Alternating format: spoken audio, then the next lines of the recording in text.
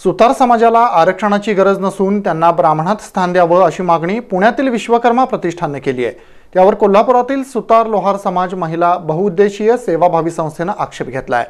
सुतार समाज अजूनही आर्थिक, सामाजिक आणि शैक्षणिक दृष्ट्या मागासलेलाच आहे।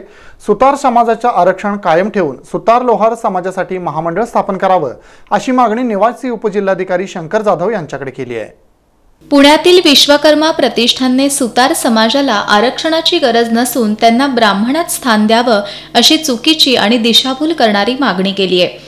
ही त्यांची मागणी सुतार लोहार समाजावर अन्याय करणारी असून या मागणीमुळे सुतार लोहार समाजाचं मोठं नुकसान होण्याची शक्यता नाकारता येत नाही।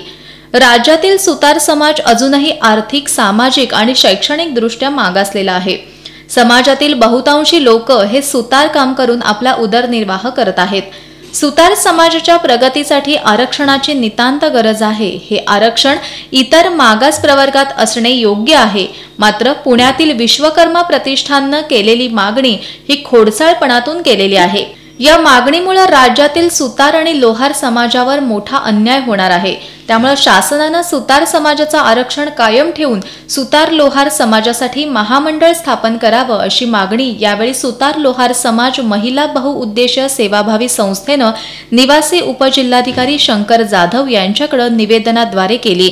यावेळी उर्मिला सुतार, शांताराम सुतार, चंद्रकांत कांडेकरी, मीना लोहार, हनुमंत सुतार यासह सुतार लोहार समाज महिला बहुउद्देशीय सेवाभावी संस्थेचे पदाधिकारी, कार्यकर्ते उपस्थित होते।